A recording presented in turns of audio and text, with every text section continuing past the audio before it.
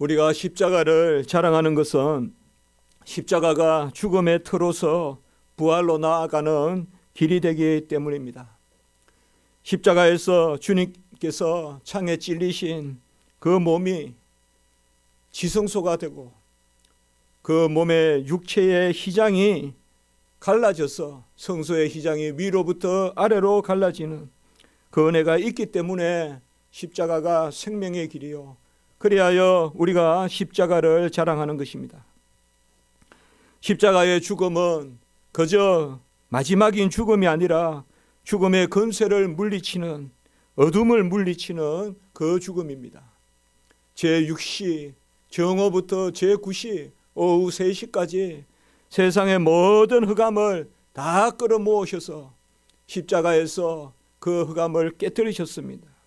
창세기 3장 15절에 예언된 대로 여자의 후손이 뱀의 그 흑암과 정사와 그 권세의 머리를 깨뜨리는 그 일이 십자가에서 일어나는 것입니다.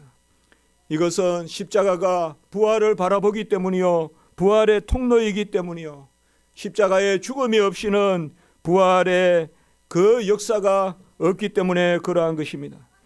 영원한 생명의 빛을 우리 주님께서 도입하셨습니다. 주님의 죽으심이 대속의 의를 다 이루미시듯이 주님의 부활도 우리를 위하여 사시는 것입니다.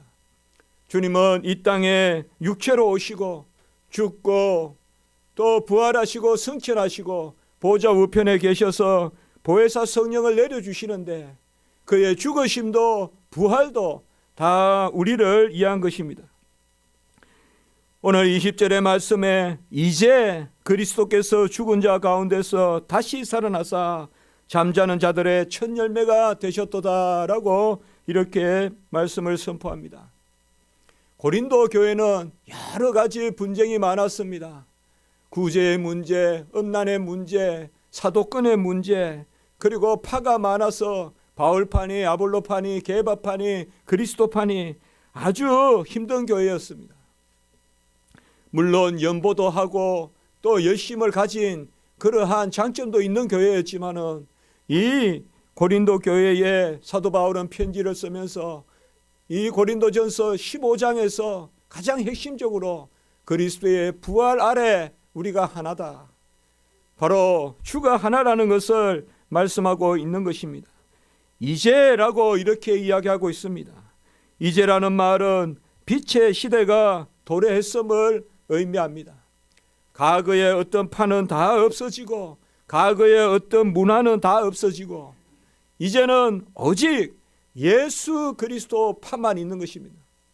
가마리알 문화가 따로 있는 것이 아니라 어떤 세상의 랍비가 있는 것이 아니라 예수 그리스도의 문화만이 있어서 그리스도에게 배우고 그리스도가 우리에게 유일한 스승이 되는 그 이제라는 그 시대입니다.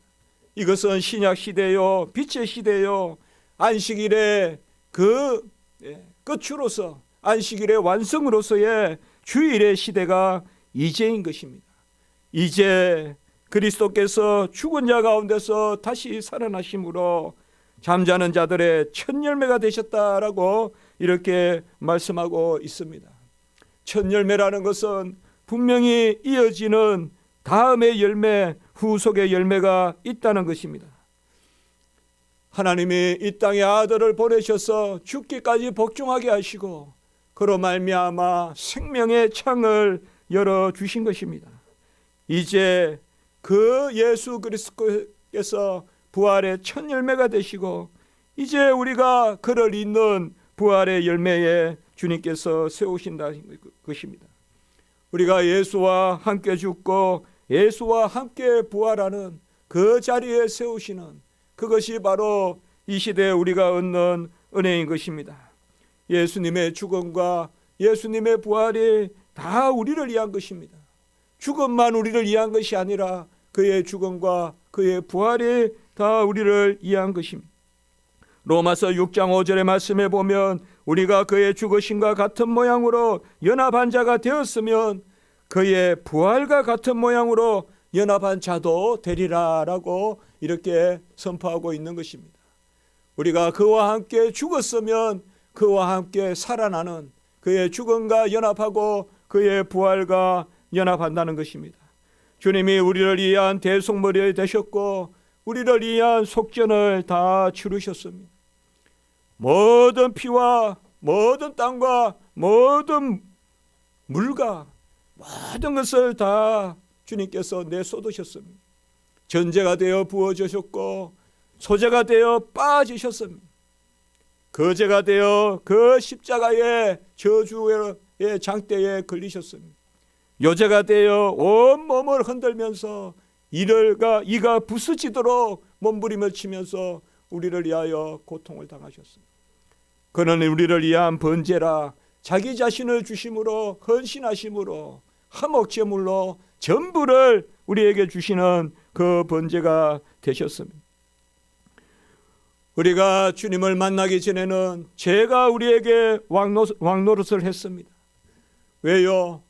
우리는 다 죄에 속하여 우리로서는 죄값을 치를 수가 없기 때문에 채무자가 채권자에게 매여 있듯이 우리는 모두 사망의 권세에 매여 있었습니다. 왜 그래요? 사망의 값을 치를 수 없기 때문에. 사망의 빚을 졌는데 사망의 값을 치를 수 없기 때문에. 사망의 빚을 왜 졌습니까?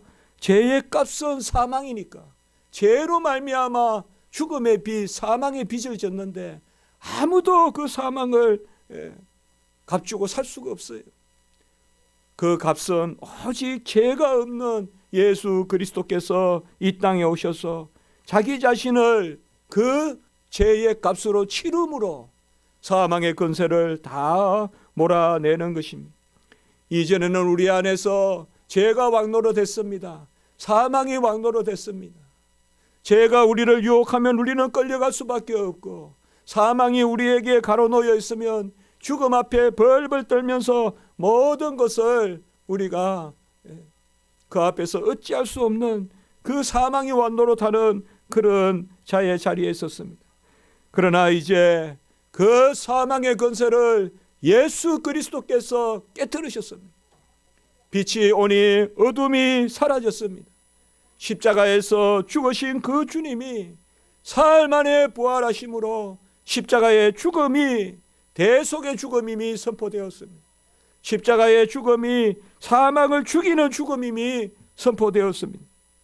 고린도후서 5장 17절 누구든지 그리스도 안에 있으면 새로운 피조물이라 이전 것은 지나갔으니 보라 새 것이 되었도다. 우리가 모두 새 것이 되었습니다. 부활의 권능 아래서 새 것이 되었습니다. 이제 그가 우리의 첫 열매가 되시고 부활의 첫 열매가 되셔서 이제는 죄가 우리를 지배하는 것이 아니라 우리 안에 은혜가 지배하고 은혜가 역사하고 세상의 삿된 영이 우리를 유혹하는 것이 아니라 성령의 지시를 받고 성령의 감동과 감화로 즐거워하고 소망하는 그 자리에 서게 되었다는 것입니다.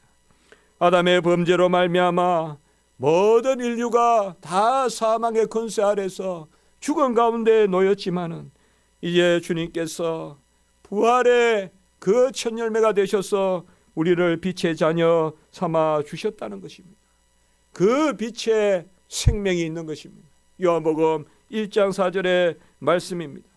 오늘 21절에서 이 대속의 도를 언약의 진리를 우리에게 말씀해 주고 있습니다. 사망이 한 사람으로 말미암았나니 죽은 자의 부활도 한 사람으로 말미암는도다. 22절에 아담 안에서 모든 사람이 죽은 것 같이 그리스도 안에서 모든 사람이 삶을 얻으리라 라고 이렇게 말씀하고 있습니다. 한 사람으로 말미암아 사망이 들어왔다 하면 아담이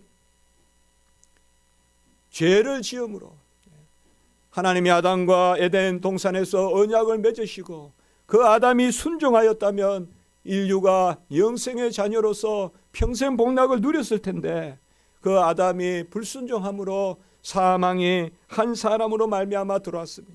첫째 아담으로 말미암아 사망이 들어오고 이제 둘째 아담, 마지막 아담 그 예수 그리스도로 말미암아 부활이 한 사람으로 말미암아 들어왔다. 그 예수의 부활로 생명이 들어와서 한 사람으로 모든 사람이 죽은 것 같이 한 사람 그리스도로 말미암아 모든 사람이 삶을 얻으리라, 이렇게 말씀하시는 것입니다. 예수님은 죽음의 값을 치르시고 그 죽음을 이기셨습니다. 예수님은 죽음에 복종하셨지만은, 십자가에 달려 죽으셨지만은, 사흘 동안 죽음 가운데 계셨지만은 부활으로 말미암아 그 죽음을 이기셨습니다. 십자가만 있고 부활이 없다면 그것은 그저 죽음일 뿐입니다. 그것은 그저 죄의 권세에 사로잡힌 무사람의 죽음일 뿐입니다. 그러나 죽음 이후에 십자가가 있으므로 그 죽음을 죽이시는 죽음을 죽으신 것입니다. 사망의 권세를 깨뜨리시고 사망에 쏘는 것을 대쏘셔서 어둠을 물리치시는 그 죽음을 우리 주님께서 죽으신 것입니다. 우리는 죽이는 죽음을 죽을 수 없어요. 우리는 다 그저 죽는 것이에요.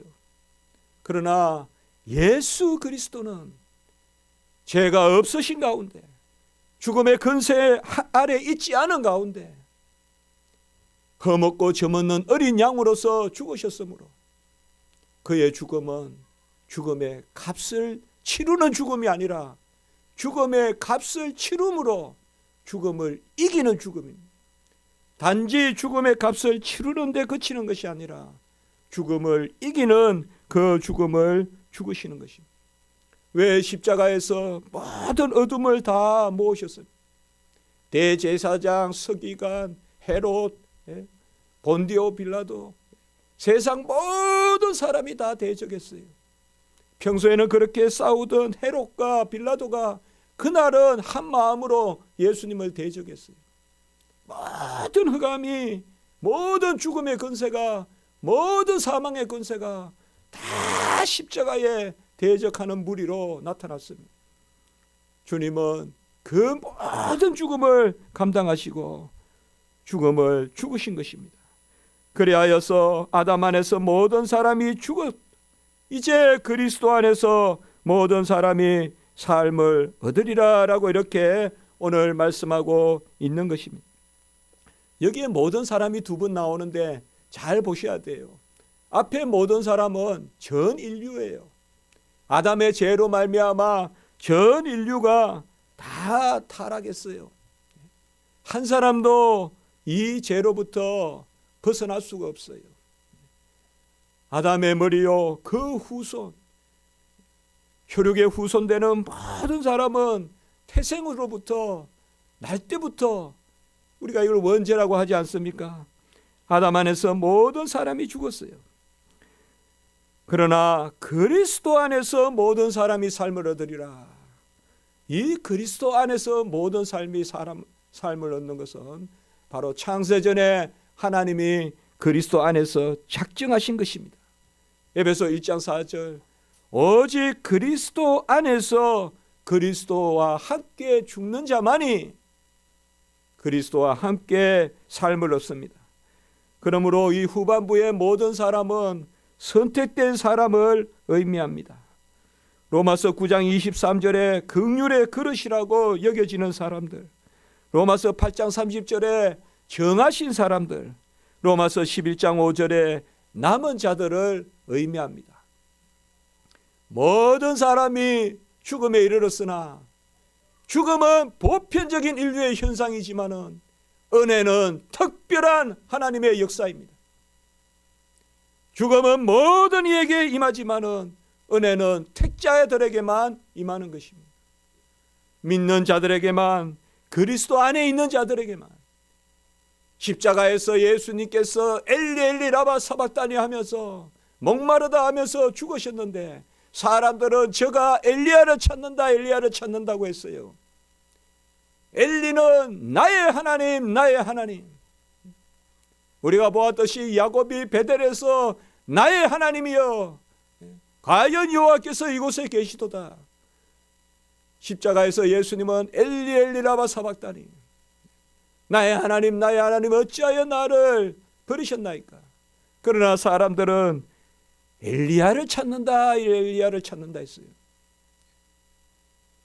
십자가의 하나님의 음성이 엘리로 들리는 사람은 선택된 사람들이요, 십자가의 하나님의 음성이 엘리야로 들리는 사람들은 선택받지 못한 사람들이에요. 택함 받은 사람들은 예수님의 음성을 들을 수 있는 사람들이에요. 엘리 엘리 하나님을 찾는 그 예수님의 음성을 영적으로 분별력이 없어서 사람인 엘리야를 찾는다, 엘리야를 찾는다. 그게 이스라엘 사람들의 영적 수준이에요. 예수님이 그곳에서 엘리야를 찾는다. 엘리와 엘리야를 구별하지 못하는 영적으로 혼탁한 시대. 예수님은 엘리 엘리 라마 사박다니. 그의 죽음은 하나님 앞에 값을 치르는, 죄의 싹은 사망인데 그 죄의 싹을 치르는 그 첫 열매가 되신 것입니다. 우리를 다 남은 자 삼아주시고 부활의 은혜에 동참하게 하셨습니다. 이는 내 사랑하는 아들이요 내 기뻐하는 자니 너희는 그의 말을 들으라. 변화산에서 하늘에서 울려 퍼지는 음성입니다. 너희는 예수님의 말을 들으라. 얼굴의 희기가 또 몸의 강체가 아주 빛나는 그 예수님의 음성을 들으라. 막달라 마리아가 부활의 아침에 그 무덤에서 예수님을 찾으러 갔어요. 그는 그저 죽은 가운데서 어느 정도 절망과 좌절과 시리 가운데 그 무덤으로 갔는데 그 무덤의 돌이 굴러가고 그 위에 천사가 앉았는데 그 천사에게 번개가 치듯이 내려앉고 그 천사가, 그리고 그 천사의 옷이 휘었다라고 말하고 있어요. 그것은 바로 부활하신 주님의 빛이 그 천사에게 비추는 거예요.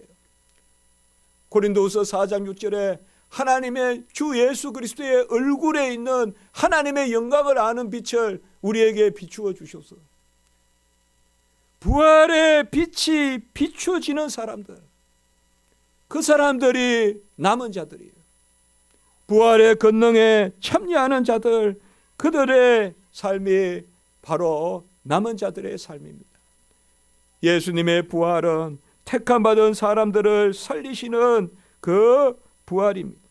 생명의 부활이요, 의인의 부활이요, 첫째 부활이요, 영광의 부활이요. 요한계시록은 그 부활을 전하고 있습니다. 우리는 아직까지 이 땅에서 여전한 육신 가운데 몸부림치고 있습니다. 우리는 약하거나 부정하거나 그 둘 중에 몸부림치고 있습니다. 좋은 일을 해보고 싶어도 너무 나의 약함이 많습니다.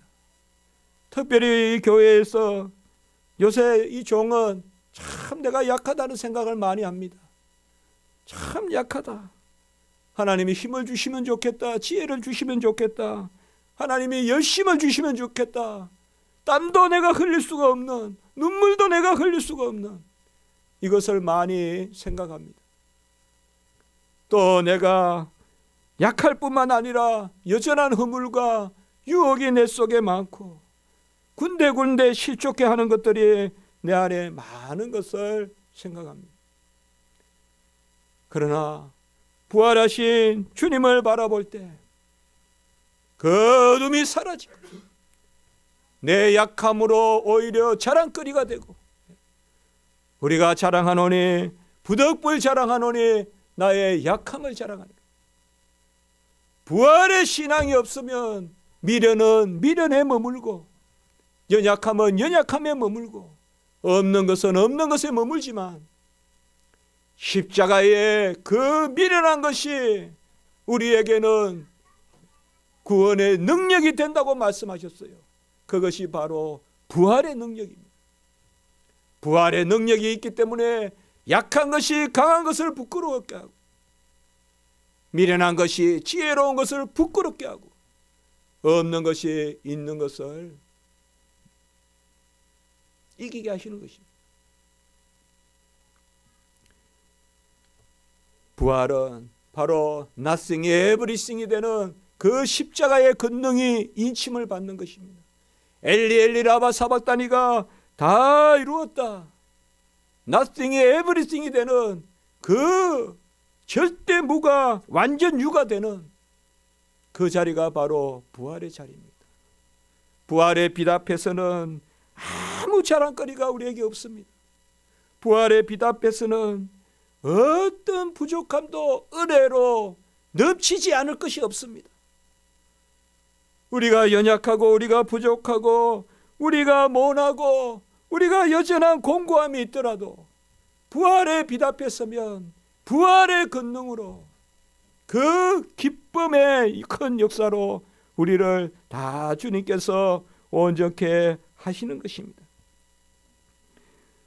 오직 그리스도께 속한 자만이 구원의 역사, 부활의 역사에 참여하시는 것입니다.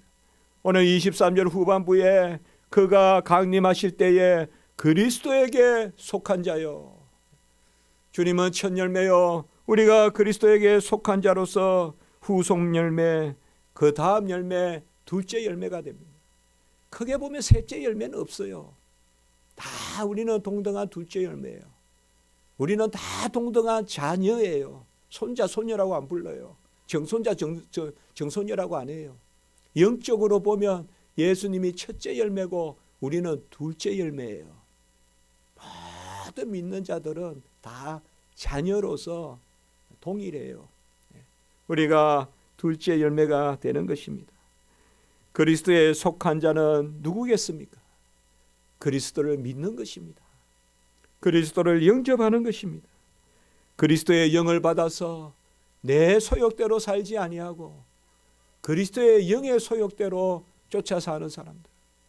그리스도에 속한 사람은 누굴까요? 부활의 권능은 어디에 있을까요? 양자의 영을 받아서 아빠 아버지라 부르는 사람들. 그 사람들이 부활의 권능이 있는 사람들이에요. 부활의 권능은 무슨 날개를 달고 하늘로 올라가는 게 아니라 부활의 권능은 양자의 영을 받아서 아빠 아버지라 부르면서 예수 그리스도를 믿고 그의 영으로 말미암아 모든 것을 하나님께 맡기고 기도하고 그 기도의 즐거움을 아는 사람, 기도의 소망이 있는 사람, 그 사람이 바로 그리스도 안에 있는 사람, 그 사람이 바로 부활의 자녀예요. 그 사람이 천국의 상속자가 되는 것입니다. 그리스도가 부활하심으로 우리가 부활의 자녀가 되었습니다. 오늘 24절에 보면 첫 열매는 그리스도요, 다음에는 우리요. 24절에 그 다음에는 마지막이요. 그 이유는 없다 이거예요. 예수 그리스도의 부활이 바로 그의 재림으로 말미암아 이 세상 마지막 때에 우리에게 주어질 것을 분명히 말씀하고 있습니다. 부활이 없으면 죽음이 헛되고 부활이 없으면 복음 전파가 헛된 것입니다. 부활이 없으면 우리의 생애가 헛된 것입니다. 어떻게 보면 인류의 하나님이 이 땅에 시간을 두신 것은, 이 땅에 공간을 두신 것은 부활을 이해한 것이라고도 볼 수 있어요. 우리의 이 육체는 부활의 신령한 몸이 되는 그 과정에 있는 육체예요. 지금 이 땅의 이 몸을 다시 우리가 부활할 때 신령한 몸으로 썩을 것이 썩지 아니함을 입는, 욕된 것이 영화롭게 되는 그것이 바로 우리 이 땅의 삶의 의미인 것입니다. 그래서 우리는 부활의 소망을 가지고 사는 것입니다. 고린도전서 15장 14절에 보면 그리스도께서 만일 다시 살아나지 못하셨다면 우리가 전파하는 것도 헛것이요 또 너희 믿음도 헛것이요 라고 이렇게 말씀하고 있습니다. 왜 부활절 때 무기를 놓습니까? 왜 전쟁을 하다가도 무기를 놓습니까? 이 지상의 삶은 누가 누구를 죽이는 것을 이긴다고 하지만 부활 앞에서는 모든 것이 녹아버리는 것입니다. 무기도 녹아버리는 것입니다. 그래서 옛날에 전쟁하다가도 부활절 때는 독일과 프랑스가 안 싸웠어요. 부활절 때는 무기를 내려놨어요. 저 러시아도 부활절 때는 싸우지 않았다. 왜요? 부활 앞에서는 이 세상의 삶이 그 자체로 아무 소망이 없는 것이에요. 우리의 유일한 소망은 부활에 있기 때문에, 다시 살아나는 것에 있기 때문에, 썩을 것이 썩지 아니함을 보는 신령한 몸을 입는 그 부활의 역사가 우리 안에 있기 때문에, 그것이 이 세상의 삶의 의미인 것입니다. 그러므로 복음의 증인은 부활의 증인입니다. 우리가 복음의 증인이 된다는 것은 예수 그리스도께서 십자가에 죽으심 그것에 머무는 것이 아니라 예수님이 죽으시고 다시 살아나신 그것을 전하는 것, 그것이 바로 복음의 증인인 것입니다. 복음의 증인은 부활의 증인입니다. 막달라 마리아가 이른 새벽에 그 무덤에서 예수 그리스도의 부활하심을 목도한 것이죠. 그리고 예수 그리스도, 부활하신 예수님의 다리를 잡아보고, 그리고 막달라 마리아가 두려움 가운데서 큰 기쁨을 가지고, 두려움과 큰 기쁨을 가지고 그 기쁜 소식을 전한 것입니다. 빨리 내려가서 제자들에게 전하고, 제자들은 그 무덤에 와서 그 부활을, 빈 무덤을 확인하고 이제 그들은 본격적인 사도의 삶을 살게 되는 것입니다. 복음의 증인은 이 부활의 증인인 것입니다. 막달라 마리아, 큰 기쁨의 소식. 예수님이 이 땅에 오셨을 때 천사들이 큰 기쁨의 좋은 소식을 전한다고 하지 않았습니까?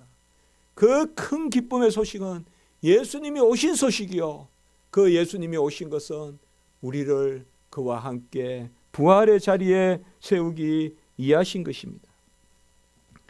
그러므로 초대교회는 이 부활을 복음의 핵심으로 삼았습니다. 베드로의 설교도 보면, 사도행전 3장 15절에 보면 생명의 주를 죽였도다. 그러나 하나님이 죽은 자 가운데서 그를 살리셨으니 우리가 이 일의 증인이로다, 이렇게 말하고 있어요. 이게 베드로가 솔로몬 행각에서 한 설교예요. 우리가 생명의 주를 죽였도다. 생명의 주, 이 부활의 주예요. 우리가 죽인 그 예수를 하나님이 살리셨으니 우리가 이 일의 증인이로다. 마르투스, 증인. 증인은 목격자가 되고 증인은 순교자가 되고요. 내가 목격한 것을 위하여 전하다가 죽는 사람을 증인이라고 하는 거예요. 우리가 이 일의 증인이다. 바울도 비시디아 안디옥에서 제1차 선교 여행 중에 비시디아 안디옥에서 사도 바울도 하나님께서 살리신 이는 썩음을 당하지 아니하니 이 사람을 힘입어 제사함을 전하는 것이다, 이렇게 이야기하고 있어요. 하나님이 살리신 이는, 곧 예수 그리스도는 썩임을 당하지 아니하니 이 사람을 힘입어 내가 복음을 전한다라고 이렇게 말씀하고 있습니다. 여러분, 우리는 막달라 마리아와 같이 부활의 증인들입니다. 그 부활의 도를 땅끝까지 전해야 됩니다. 우리가 그를 죽였도다. 우리가 죽인 그 예수를 하나님이 살리셨도다. 우리가 이 일의 증인으로다. 이게 초대교회 사도들의 복음이에요. 초대교회 사도들은 설교 때마다 이것을 설교했어요. 저는 사실 부활절만 부활의 찬송을 불러서는 안 된다고 생각해요. 성탄절 때만 성탄 찬송을 불러서 안 되는 것과 마찬가지입니다. 예수님이 이 땅에 오신 것과 부활하신 것은 1년 내내 우리가 찬송해야 돼요. 1년 내내 우리가 찬송해야 될 것입니다. 어제 산을 가보니까 역시 자연을 탓할 것이 아니라 내 게으름을 탓해야 되겠구나, 또 한 번 생각했습니다. 나는 방에만 있어서 봄이 언제 오냐 했더니 어제 산에 가니까 벌써 진달래가 만개까지는 아니더라도 많이 피었어요. 생각보다 너무 많이 피었어요. 우리가 지난주에 방에서 대화하면서 점심 때 한 몇 주 있으면 진달래 많이 필 테니 그때 산에 안 가보면 좋은데 이랬는데 벌써 진달래가 많이 피었어요. 그래서 자연이 아름답지 않은 것이 아니라 내가 게으르구나 또 한 번 더 생각해 봤습니다. 하나님은 참 아름다운 영광의 극장으로 자연을 주셨는데 우리가 그저 방 안에 파묻혀 있으면서 그저 그냥 벽만 보고 있으니까 이 자연의 아름다움을 잘 느낄 수가 없죠. 여기 앞에 가보면 해마다 피는 목련 또 어김없이 목련이 잘 피었습니다. 목련이 피었고 그리고 또 여러 꽃이 피었습니다. 어제 올라가면서 진달래 이렇게 잎사귀를 보니까 참 저 색은 어떻게 낼고 그 생각도 한번 해봤습니다. 요새 색이 많이 주제가 되잖아요. 우리 교회에. 주보의 색깔은 뭐로 하냐, 홈페이지의 색깔은 뭐로 하냐, 간판의 색깔은 뭐로 하냐. 이 정말 이 색에 대하여 둔감한 제가 참 이게 어려운 결정들을 해야 되느냐. 여 뒤에 간판의 색은 뭐로 하냐, 저 앞에는 어떻게 하냐, 또 아니 우리 건물에 여기 연두색 이런 거 다 우리 결정해야 되는 거 아닙니까? 여 뒤에 이건 어떻게 하냐. 어제 진달래를 보니까 그건 부질없다. 누가 이 색을 만들겠냐. 정말 우리가 물감으로 이 색을 정말 화가들은 힘들겠다. 이런 감동을 만족스럽게 그려내려면 얼마나 힘들까. 그래서 화가들이 그렇게 몸부림치겠구나. 그 생각을 해봤습니다. 내 마음의 감동은 정말 저 색이 있는데 저 색을 그려낼 수 없잖아요. 그 물감으로. 그가 누가 완전하게 그리겠어요. 그러니까 나중에 막 힘들어하고 몸부림치고. 어제 이렇게 올라가서 벤치에 앉아서 이렇게 보니까요. 다 새싹이 났어요. 그런데 참나무 중에 아직까지 낙엽을 달고 있는 참나무들이 있어요. 아직까지 덜 떨어진 낙엽을, 그 고엽을 달고 있는 그 참나무들이 있어요. 그곳에는 새싹이 안 나가 있더라고요. 이렇게 둘러보니까 그 생각을 했어요. 가을에 낙엽을 떨어뜨리는 것도 나무의 힘이구나. 가을에 낙엽을 떨어뜨리는 그 힘이 있는 나무가 봄에 싹을 내는구나. 아직까지 낙엽을 달고 있는 나무에는 그 나무가 죽었다고는 안 여겨지는데 아직 싹이 없어요. 우리가 잘 버려야, 십자가의 죽음이 있어야, 나무를 때에 맞추어 나무 그 잎사귀를 떨어뜨려야 그 가지에 새 봄에 싹이 나는 것입니다. 부활의 신앙은 바로 그거예요. 나를 죽이고 죽임으로 나를 다시금 생명의 그 창으로 나아가는 그것이 바로 우리의 부활의 신앙인 것입니다. 우리가 그리스도와 함께 죽었으면 그와 함께 살 줄을 믿노니 로마서 6장 8절에 그렇게 말씀하고 있습니다. 우리는 예수 그리스도가 첫 열매되고 우리는 다음 열매로서 구주와 함께 나 죽었으니 구주와 함께 나 살았도다. 이 은혜를 찬송하시는 것입니다. 첫째 부활, 영광의 부활, 의인의 부활, 영생의 부활, 소망의 부활, 참 열매가 되는 은혜가 우리 가운데 있는 것입니다. 이 기쁨은 아무도 앗아갈 수가 없는 것입니다. 우리는 마지못해 죽는 것이 아니라 내 힘으로 죽는 것입니다. 예수님이 마지못해 죽음의 자리로 가신 것이 아니라 죽음의 근세를 깨뜨리기 위하여 죽음의 자리에 서셨듯이 우리가 복음을 들고 수모를 당하고 수치를 당하고 모욕을 당하고 그것은 가을에 나무가 잎사귀를 떨어뜨리는 것과 같습니다. 그것이 있어야 새싹이 나는 것입니다. 에베소서 2장 5절 6절 우리 교회에서는 가장 자주 말씀하는 구절 중에 하나죠. 우리가 그와 함께 살고 그와 함께 일으킴을 받고 그와 함께 하늘에 앉게 되었다.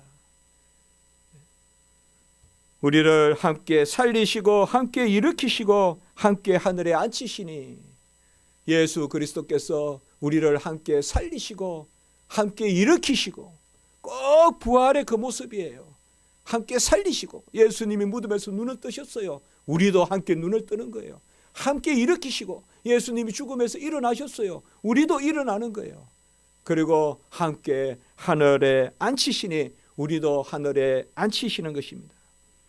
오늘 25절 이후에는 예수님께서 모든 원수를 발 아래 둘 때까지 왕노릇 하시리라고 했습니다. 같이 합니다. 함께 왕노릇 하신다. 바로 우리가 부활의 권능을 가지고 함께 왕노릇 합니다. 왕은 칼을 휘둘고 화살을 멀리 쏜다고 왕이 아닙니다.